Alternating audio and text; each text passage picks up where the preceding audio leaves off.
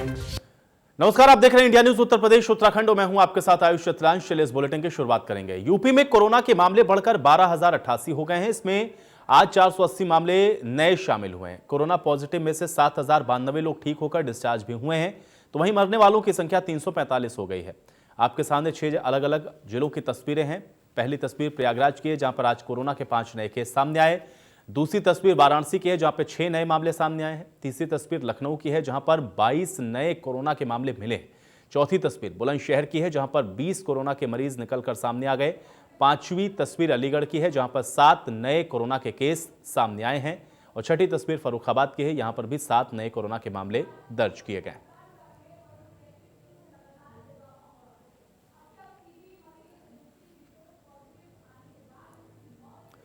तो ताजनगरी आगरा में बढ़े आंकड़ों के साथ कोरोना पॉजिटिव की संख्या 999 हो गई है और इसको लेकर के हमारे सहयोगी ने जायजा लिया है।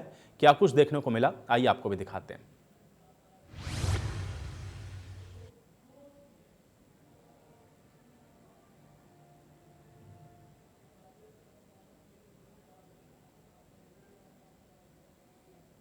ताजनगरी आगरा में कहीं ना कहीं कोरोना के बीच जनजीवन सामान्य होने लगा था, लेकिन फिर से आंकड़े बढ़ते जा रहे हैं और ये लोगों को डरा रहे हैं। अब 999 कोरोना पॉजिटिव यहाँ हो चुके हैं, जिसमें 825 लोग अभी डिस्चार्ज हुए हैं। 54 लोगों की मौत हो चुकी है। तो कहीं ना कहीं जो आंकड़े बढ़ रहे हैं, अभी भी उत्तर प्रदेश में सबसे बड़े आंकड़ों के साथ ताजनगरी आगरा पहले नंबर पर है। Sanjay Singh, India News, Agra. ताजनगरी उधर मिर्जापुर के विंध्याचल कस्बे में पहली बार कोरोना संक्रमित मरीज पाए जाने से हड़कंप मच गया और प्रसिद्ध मां विंध्यवासिनी मंदिर से महज कुछ दूरी पर ही स्थित तीर्थ पुरोहित परिवार से जुड़ा एक व्यक्ति कोरोना संक्रमित पाया गया है। अब कोरोना संक्रमित व्यक्ति शहर में सस्ते गले की कोटी की दुकान चलाता है। दुकान पर राशन बांटने का भी काम कर रहा था, जहां से कोरोना की आशंका में उसकी जांच की गई। इसकी रिपोर्ट पॉजिटिव आने के बाद घर पहुंची स्वास्थ्य विभाग की टीम ने एम्बुलेंस की मदद से उसे घर से नटवा स्थित कोविड अस्पताल में भर्ती करवाया। इसके साथ ही परिवार के लोगों को भी जांच के लिए क्वारंटीन किया गया है। प्रशासन ने 250 मीटर के इलाके को संवेदनशील मानते हुए हॉटस्पॉट घोषित कर दिया।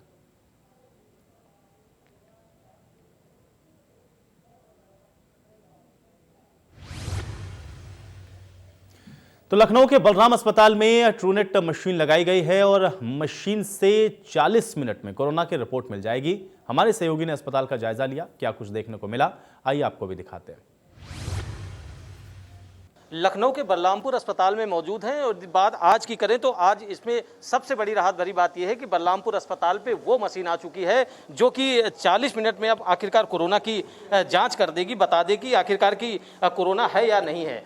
ये हम अपने कैमरामैन से कहेंगे दिखाएं कि आखिरकार ये 2 मशीनें आई हैं जो मुख्यमंत्री ने जो गोवा हेलीकॉप्टर भेजा था, स्वास्थ्य विभाग को दिया था और वहाँ से जो मशीनें मंगाई गई हैं वो आज बलरामपुर अस्पताल में आ चुकी है। और ये देखने वाली बात यह है कि आखिरकार ये मशीन इतनी कारगर है कि ये 40 मिनट में मात्र कोरोना की जांच को बता देगी कि ये पॉजिटिव है या निगेटिव है।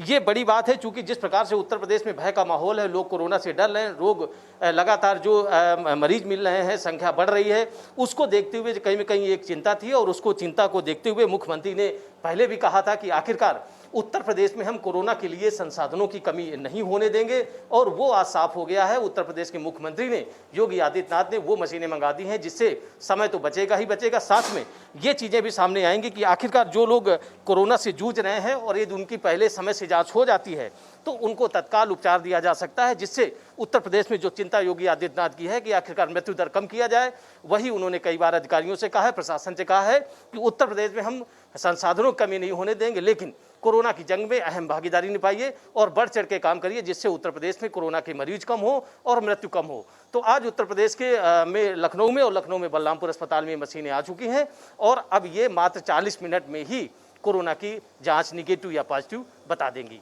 वीडियो जर्नलिस्ट हरिओम के साथ अभिषेक सिंह, इंडिया न्यूज, लखनऊ। तो लखनऊ के बलराम अस्पताल में ट्रूनेट मशीन लगाई गई है। तो वहीं बलराम अस्पताल के निर्देशक राजीव लोचन से हमारे सहयोगी ने खास बातचीत की है, क्या कुछ बात हुई, आइए आपको सुनवाते हैं।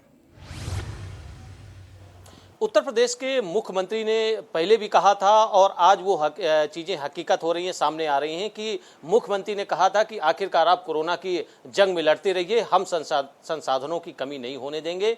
आज ये बातें सत्य हो गई हैं और लखनऊ के बलरामपुर अस्पताल में ट्रूनेट मशीन आ चुकी है जो कि 40 मिनट में कोरोना की जांच कर देगी। ये एक बड़ी बात है, चूंकि अभी तक जो कोरोना की जांचें होती थी उनमें लंबा समय लगता था और 12 से 24 घंटे का समय लग जाता था, जिसके कारण कई चीजें दिक्कतें आती थी और कई मरीजों को पता नहीं लगता था, उनकी मौत हो जाती थी। बलरामपुर अस्पताल से हमारे साथ यहाँ के निर्देशक डॉक्टर राजीव लोचन जी मौजूद हैं, उनसे बात कर लेते हैं। सर, ये जो मुख्यमंत्री ने मशीन भेजी गई है, ये कितनी कारगर है और इसके क्या बड़े पैमाने? देखिए, ये बहुत ही साधुवाद है। माननीय मुख्यमंत्री जी को मैं जब दूंगा, उन्होंने अपना जहाज भेज के गोवा और ये मशीन वहाँ से मंगवाई है। इस मशीन की सबसे बड़ी खासियत तो ये है कि इसका सारा R&D जो है वो भारत में हुआ है और इसकी मैन्युफैक्चरिंग भी भारत में हो रही है। ये एक बहुत बड़ा मेक इन इंडिया का एक एग्जाम्पल है, जो इतनी बड़ी जांच की मशीन पूरी की पूरी भारत में बनी है और आज पूरे भारत में इससे जांचें हो रही हैं। ये एक मशीन हमारे यहाँ लाके अभी स्थापित कर दी गई है। ये 2 हिस्सों में मशीन है। इसमें एक हिस्से में जो सैंपल लिया जाता है उससे RNA निकालते हैं और दूसरे हिस्से में उस RNA को वो रीड करती है। पहले हिस्से में 20 मिनट लगते हैं और एक जांच एक बार में लगती है। दूसरे हिस्से में 40 मिनट लगते हैं और एक बार में 2 जांचें लग सकती हैं। इस तरह से एक जांच में करीब 60 मिनट लगते हैं और अगर 2 जांच हैं तो 80 मिनट में हो जाती हैं। और ये जांच बहुत सिंपल है, क्योंकि इसमें जो वायरस है वो सैंपल लेते ही जैसे मीडियम में डालते हैं तो वायरस मर जाता है, इसलिए उसके संक्रमण का कोई खतरा इसमें नहीं होता है। हमारे यहाँ जो इमरजेंसी में मरीज़ आते हैं, जिनका ऑपरेशन होना है, जिसमें हम वेट नहीं कर सकते, तो उनकी हम फटाफट जांच करा ले रहे हैं। आज जो जांचें हुई, कल उनके ऑपरेशन हो जाएंगे। तो ये एक बहुत बड़ी सुविधा है जो हमारे चिकित्सालय में माननीय मुख्यमंत्री जी की सहायता से लगाई गई है और मरीज़ों के लिए ये फ्री है और वैसे भी इसकी कॉस्ट और जांचों से बहुत कम आ रही है। सर, तो बलरामपुर अस्पताल से डॉक्टर राजीव लोचन जी हैं, जी कि उन्होंने मुख्यमंत्री का जो ये पहल है, जो इन्होंने मशीन भेजी है, उसका बहुत साधुवाद किया है और जाहिर सी बात होना भी चाहिए, क्योंकि जिस कोरोना संकट काल में उत्तर प्रदेश जूझ रहा है, जिस प्रकार से प्रतिदिन संख्याएं बढ़ रही हैं, जिस प्रकार से उत्तर प्रदेश में संख्या 11,000 के ऊपर पहुंच चुकी है, तो कहीं ना कहीं भय का माहौल है और उस भय के माहौल में ये जो मशीन आई है, आखिरकार लोगों के लिए राहत होगी। और इससे सबसे बड़ी बात यह है कि समय से उसको कोरोना की जाँच का पता लग जाएगा, जिससे ये स्पष्ट हो जाएगा कि उसका उपचार किस प्रकार से करना है और किस प्रकार से उसको बचाना है। वीडियो जर्नलिस्ट हरिओम के साथ अभिषेक सिंह, इंडिया न्यूज, लखनऊ, उत्तर प्रदेश। वहीं सहारनपुर के कमिश्नर संजय कुमार ने शहर भर का जायजा लिया और लोगों की परेशानियों को सुना। इसके साथ ही वहां पे मौजूद अधिकारियों को सख्त निर्देश भी दिए। सहारनपुर के कमिश्नर संजय कुमार का काफिला जब अपने दफ्तर से निकला तो सहारनपुर के कई इलाकों तक पहुंचा, लोगों से मुलाकात की, उनकी परेशानी, उनकी दिक्कतों को समझा और उसके निवारण का निर्देश दिया। छपार और पुरकाजी के रहने वाले लोगों के बीच पहुंचकर उनसे बात की। दरअसल सबसे पहले सहारनपुर के commissioner Sanjay Kumar Barla inter college पहुंचे, जहां मैदान का निरीक्षण किया। निरीक्षण के दौरान कई कमियां मिली तो वहां मौजूद लोगों से बात की और उनकी परेशानियों को समझा। कमिश्नर संजय कुमार अकेले नहीं निकले थे, पूरे अमले के साथ निकले थे। तो जैसे ही लोगों की समस्याओं से रूबरू हुए तो साथ में खड़े अधिकारियों को परेशानियों के निस्तारण का आदेश दिया। इसके बाद कमिश्नर संजय कुमार पुरकाजी पहुंचे, जहां सामुदायिक स्वास्थ्य केंद्र पहुंचे, जहां फैली कमियों का निरीक्षण किया। इस दौरान कई कमियां मिली, जिस पर कमिश्नर ने नाराजगी जताई। स्वास्थ्य विभाग के अधिकारियों को सख्त चेतावनी दी। इसके बाद भेसानी रास्ते से गुजरते वक्त रजवाहे का भी निरीक्षण किया, तो वही प्राथमिक विद्यालय का भी निरीक्षण किया और BSA को लापरवाही न बरतने के सख्त निर्देश दिए। आज भैसानी गांव में मेरा आगमन हुआ और गांव में हमने भ्रमण किया यहाँ के स्कूल का। यहाँ का जो संपर्क मार्ग था उससे रिलेटेड कुछ समस्याएं थी, तो उसके वाइडनिंग का एक प्रस्ताव पूर्व में शासन गया है। और क्योंकि यहाँ पे बहुत भारी मात्रा में ट्रैक्टर ट्रालियाँ गन्ने की गुजरती हैं, यह सहारनपुर की कनेक्टिविटी भी देता है और उत्तरांचल भी बहुत नज़दीक है। इस वजह से इस सड़क, इस मार्ग के चौड़ीकरण का कार्य और इसके पैचवर्क का भी काम तत्काल हो जाए, जब तक हो सकत ना हो, इसके मैंने निर्देश दे दिए हैं। इसके अलावा BSA को हमने कहा है कि यहाँ पे स्कूल की जो परिसर है उसमें कुछ पेड़ बहुत बड़े हैं यूकलिप्टस के, जो गिर सकते हैं, नुकसान कर सकते हैं, तो उनका आकलन करके उनके छपान का कार्य कराएं। और उसके अतिरिक्त एक आध टीचर और जो है उसकी तैनाती करने का जब शासन से निर्देश मिल जाएगा या कोई नए हमें टीचर्स मिलेंगे तो उनको हम जरूर प्राथमिकता इस विद्यालय में वो देंगे।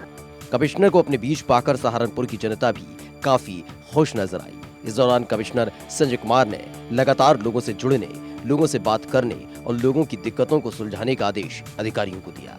सहारनपुर से इंडिया न्यूज के लिए चंद्रभान सिंह की रिपोर्ट।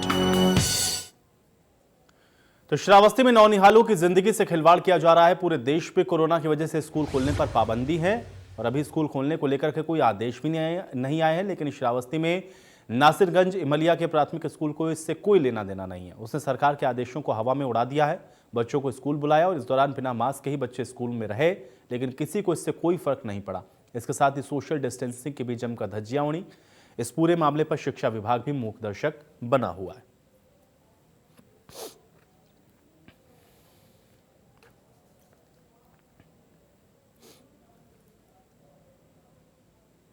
ऐसा मेरे संज्ञान में नहीं है, क्योंकि स्कूल हम लोग खोले ही नहीं हैं। और यदि ऐसा हुआ है तो संबंधित अध्यापक के ऊपर जो है कार्रवाई की जाएगी, इसकी जांच कराई ली जाएगी। और जहां तक बात है बच्चों को बुलाने की, तो मेरे संज्ञान में ऐसा अभी नहीं आया है, और यदि आता है तो मैं इस पर जो है कड़ी कार्रवाई करूंगा। स्कूल खोलने का कोई आदेश नहीं है, अग्रिम आदेशों तक स्कूल बंद रहेंगे। सिर्फ शिक्षक गार्जियंस का अकाउंट नंबर और IFSC कोड कलेक्ट करके जो कन्वर्जेंस कास्ट है वो उनके अकाउंट में प्रेषित की जाएगी। उधर जौनपुर के सराय ख्वाजा थाना क्षेत्र के भदेठी गांव में मंगलवार की रात दो समुदायों के बीच हुई मारपीट और आगजनी के मामले में नया मोड़ सामने आया है। घटना से जुड़ा एक वीडियो भी अब वायरल हो रहा है। इसमें साफ तौर पर वीडियो बनाने वाले शख्स के द्वारा यह कहते हुए सुना जा सकता है कि आग हमने लगाकर गलत कर दिया। कुछ महिलाएं भी बोल रही हैं, जबकि एक शख्स बोल रहा है कि जो लोग कर रहे हैं उनको करने दो। इस वीडियो में साफ तौर पर देखा जा सकता है कि कुछ लोग तोड़फोड़ कर रहे हैं, और अगर पुलिस इस वीडियो को सही तरीके से जांच करती है तो फिर इसका खुलासा हो सकता है कि वाकई में आग किसने लगाई। इस मामले में पुलिस ने सपा नेता जावेद सिद्दीकी समेत 35 लोगों को गिरफ्तार किया है। इस मामले में CM ने भी संज्ञान लिया है। दोषियों के खिलाफ गैंगस्टर एक्ट और NSA के तहत कार्रवाई के आदेश दिए हैं। साथ ही पीड़ित परिवारों के नुकसान की भरपाई के लिए CM सहायता कोष से 10,26,450 रुपए की आर्थिक सहायता देने की घोषणा की गई है।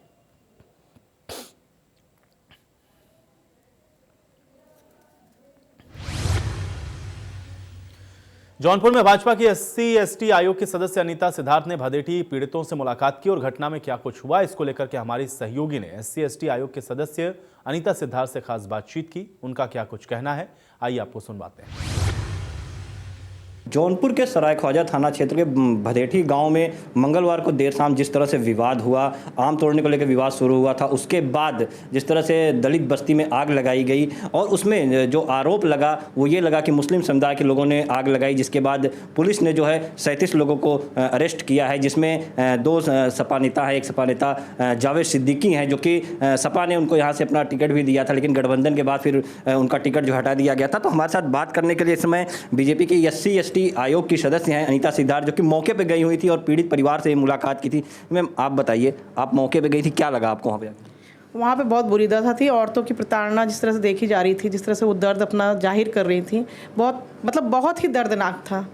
वहाँ का जला हुआ अंदर का, जैसे जानवरों को जला देना, मकानों को जला देना, बाइकों को जला देना, ये तो कहीं का वो नहीं है।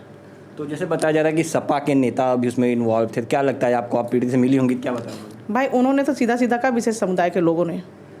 उन्होंने किसी एक ऐसे इंसान का नाम नहीं लिया कि सपा के नेता या किसी का नेता, ऐसा कुछ नहीं।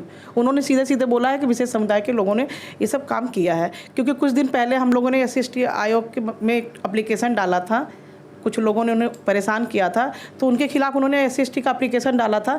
उसी विवाद को लेकर उन्होंने इसमें किया है, जो भी जैसे भी था, जो महिलाओं के हिसाब से जो जानकारी मिली है, ये जानकारी हमें मिली है। तो जिस तरह से पुलिस ने जो है, जो सपा नेता है जावेद सिद्दीकी, उनको भी अरेस्ट किया है, उनका भी नाम आ रहा है, तो आपको क्या लगता है मौके पर प्रथम दृष्टया क्या नज़र आ रहा है कि वो भी इन्वॉल्व रहे होंगे?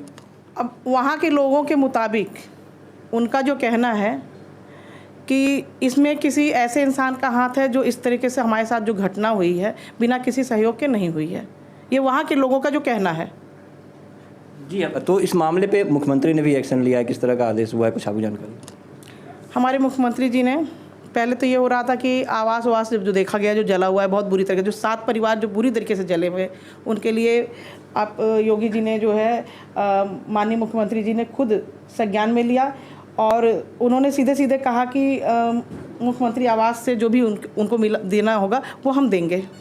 जी हम बिल्कुल, तो आपको बता दें कि पूरे मामले को लेकर खुद मुख्यमंत्री जो है वो सख्त हैं और उन्होंने आदेश दे दिया है कि जो भी दोषी हैं उन्हें बख्शा न जाए, उनके खिलाफ गैंगस्टर और रासुका जैसी कार्रवाई की जाए। साथ ही जो पीड़ित परिवार हैं उनको जो है मुआवजा दिया जाए। 10,26,415 रुपये उन्होंने जो है मुख्यमंत्री राहत कोष से आर्थिक सहायता देने की बात कही है। साथ ही उन्होंने जो सातों परिवार है उनको जो है मुख्यमंत्री आवास भी देने की बात कही है। फिलहाल पुलिस पूरे मामले की जाँच कर रही है और प्रथम दृष्टया यशो सराय ख्वाजा को लाइन हाजिर कर दिया और पूरे मामले की विवेचना एसपी ग्रामीण संजय राय को सौंप दी गई है। Rajan Mishra, India news, Jaunpur. वहीं प्रतापगढ़ में इंडिया न्यूज की खबर का असर हुआ है, जहां पर शिक्षक भर्ती घोटाले में एसडीएम ने लेखपाल को निलंबित कर दिया है। 69,000 शिक्षक भर्ती में लेखपाल ने काउंसलिंग करवाई थी और फर्जीवाड़े से शिक्षक भर्ती में शामिल भी हुआ। लेखपाल अनुराग शर्मा का राजनीतिक रसूख भी अब उजागर हुआ है। सांसद नेताओं से आरोपी के संबंध हैं और यह रसूख उजागर होने के बाद अब ये प्रकरण और ज्यादा तूल पकड़ता हुआ नजर आ रहा है। ये बड़ी और अहम जानकारी। तो शिक्षक भर्ती घोटाले के तार कहां तक जुड़े हुए हैं, देखिए एसडीएम ने अब लेखपाल को भी निलंबित किया है। प्रतापगढ़ में हालांकि इस खबर का असर देखने को मिला। अनामिका शुक्ला का गोंडा कनेक्शन सामने आने के बाद अब इस भर्ती फर्जीवाड़े की जांच की दिशा गोंडा की तरफ मुड़ गई है। प्रारंभिक जांच में सामने यह आया है कि वर्ष 2019 में कस्तूरबा स्कूलों में शिक्षकों की भर्ती के दौरान गोंडा में अनामिका शुक्ला के नाम से आवेदन किया गया था और मेरिट में सबसे ऊपर होने पर उसका चयन भी पक्का था, लेकिन मूल अंक पत्र न होने के कारण इसकी काउंसलिंग नहीं करवाई गई। अनामिका शुक्ला बनकर आवेदन करने वाली युवती ने मैनपुरी जिले का निवास प्रमाण पत्र लगाया और इसके अलावा आवेदन में जिस मोबाइल नंबर का जिक्र किया गया वो किसी दीप्ति सिंह के नाम पर बताया गया। फिलहाल अनामिका के नाम और उसके शैक्षणिक अभिलेख पर कस्तूरबा स्कूलों में भर्ती कराने का जो खेल खेला गया, उसने पूरी भर्ती प्रक्रिया या फिर यूं कहें कि पूरे सिस्टम की ही पोल खोल के रख दी।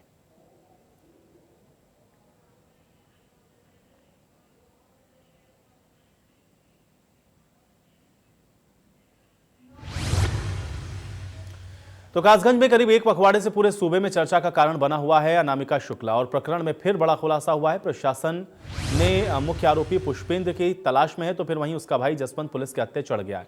जसवंत ने पुलिस के सामने कई राज भी उगले हैं। इसमें यह साफ हो गया है कि घोटाले के तार सिर्फ कस्तूरबा गांधी बालिका विद्यालय से ही नहीं बल्कि बेसिक शिक्षा विभाग से भी जुड़े हुए थे। अब शिक्षा विभाग के द्वारा मानव संपदा पर सभी शिक्षकों का ब्यौरा फीड किया जा रहा है। इससे ही पूरे खेल का खुलासा हुआ है। एक ही नाम की शिक्षिकाएं तो हो सकती हैं, लेकिन 25 शिक्षिकाओं के पिता का भी एक ही नाम होने पर संदेह हुआ तो पता चला कि सभी जिलों में एक ही दस्तावेज पर शिक्षिकाएं नौकरी कर रही हैं। फिलहाल मामले की जांच जारी है और जल्द ही मुख्य आरोपी के पकड़े जाने की योजना बनाई जा रही है।